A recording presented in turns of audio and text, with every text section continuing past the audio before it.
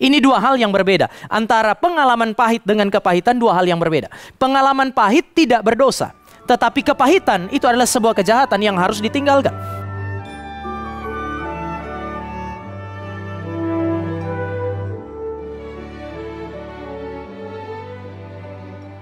Dan ada satu bahaya di dalam kondisi ini. Ketika yang terjadi adalah hal-hal yang tidak menyenangkan. Dan Allah menuntut supaya kita tetap berelasi dengan Dia dengan benar. Allah menuntut supaya kita berespon kepadanya dengan benar.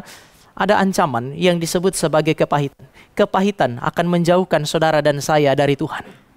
Sekali lagi, yang namanya kepahitan, dia selalu akan menjauhkan saudara dan saya dari Tuhan. Dia tidak memungkinkan respon yang benar. Dia tidak memungkinkan relasi yang baik dengan Tuhan. Mengapa? Karena kepahitan biasanya berakar di dalam keraguan kepada Tuhan.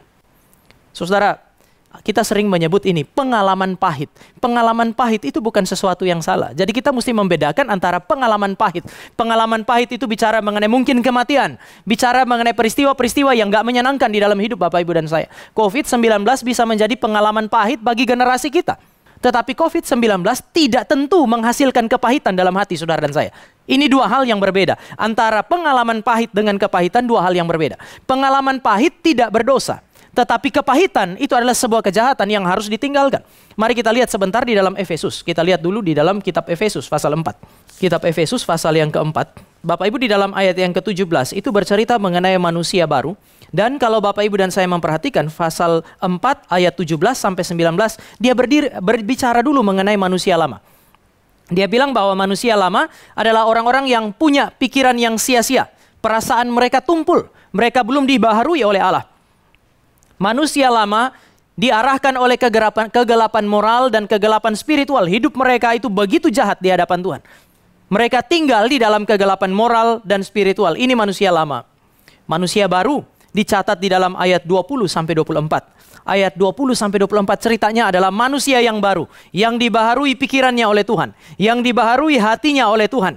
Pikiran dan perasaan mereka diterangi oleh Tuhan sehingga mereka meninggalkan kegelapan dan sekarang tinggal di dalam terang firman Tuhan.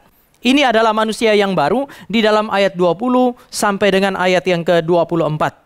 Lalu kemudian untuk membedakan manusia lama dan manusia baru, ayat 25 sampai 31 berbicara mengenai kehidupan manusia lama yang harus ditinggalkan.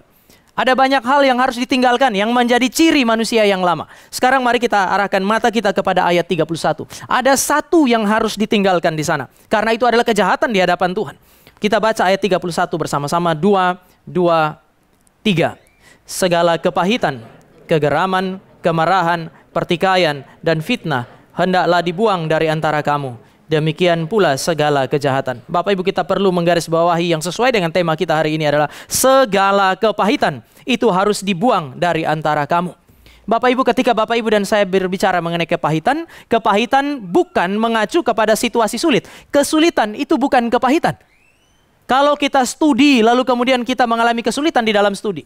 Waktu kita kerja, kita mengalami kesulitan di dalam kerja. Kita berkeluarga, ada banyak pergumulan di dalam keluarga. Kesulitan tidak sama dengan kepahitan. Sekali lagi, kesulitan itu tidak sama dengan kepahitan. Bahkan, kesulitan tidak selalu mengakibatkan kepahitan. Jadi apa itu kepahitan? Saya kira kepahitan bisa didefinisikan sebagai respon manusia.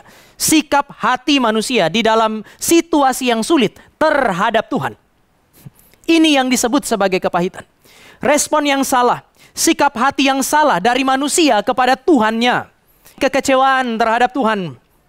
Ketidakpuasan terhadap tindakan-tindakan Allah. Israel itu berkata, di mana Tuhan? Bukankah mata mereka baru saja melihat mujizat? Tuhan menurunkan mana dari langit.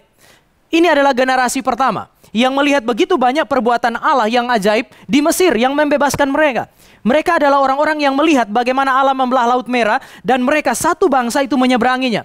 Allah membinasakan bangsa Mesir di tengah-tengah Laut Teberau.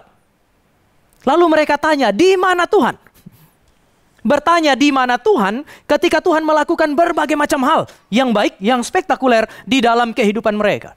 Saudara, pertanyaan ini, di manakah Allah? Apakah ada Allah di dalam kehidupan kami, di dalam perjalanan kami selama beberapa waktu ini? Pertanyaan ini muncul karena apa? Karena mereka marah sama Tuhan. Tuhan ternyata tidak memberi seperti apa yang mereka harapkan. Seorang penulis mengatakan kemarahan dan kekecewaan terhadap Allah, ketidakpuasan terhadap Allah membusukkan hati manusia. Inilah kepahitan yang sesungguhnya. Kita marah, kita kecewa karena banyak hal yang Tuhan buat, yang Tuhan izinkan terjadi nggak cocok dengan apa yang kita mau. Sang penafsir mengatakan kondisi ini akan membusukkan hati. Hati Israel sangat busuk. Sampai kemudian ayat yang ke-17 berkata, adakah Tuhan di tengah-tengah kita atau tidak? Masa sih Tuhan nggak ada sementara mereka mengalami banyak sekali peristiwa besar yang Allah buat dalam kehidupan mereka. Pertanyaan ini muncul dari perasaan tidak puas kepada Allah. Dan hati yang busuk ini, hati yang busuk kepada Allah, itu terekspresi dalam satu dosa yang mengerikan. Pertama, mereka memusuhi Allah, tapi yang kedua mereka berusaha untuk membunuh Musa. Musa bilang, sebentar lagi orang-orang ini akan membunuh kami.